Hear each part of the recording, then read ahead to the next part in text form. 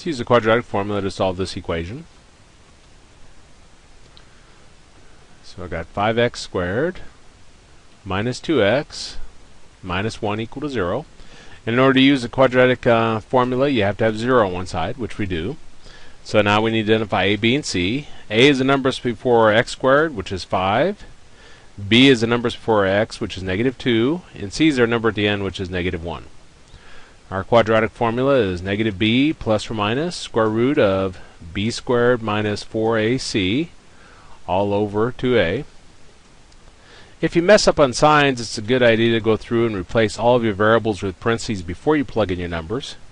Everything else remains exactly as is. I'm just replacing the variables with parentheses. Now everywhere in our formula we had b, we'll put in negative 2.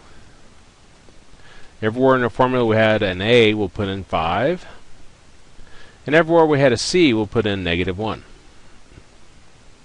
Well, here we got negative negative, so that gives us a positive 2. Plus or minus. Negative 2 squared is 4. Negative 4 times 5 is negative 20 times a negative 1 gives us a positive 20. And 2 times 5 gives us 10.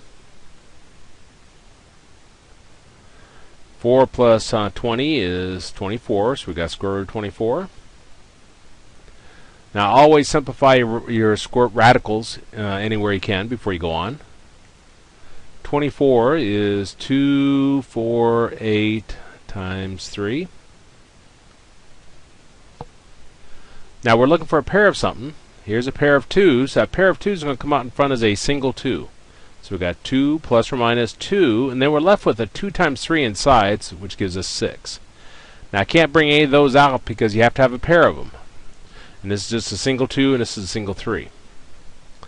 Now, again, this should be called the 3-number rule for simplifying using the quadratic formula. If you can divide this number, and this number by the same number, do so. And those are all divisible by 2. So that gives us 1 plus or minus 1 square root of 6 over 5. Or just 1 plus or minus square root of 6 over 5. And that's our answer.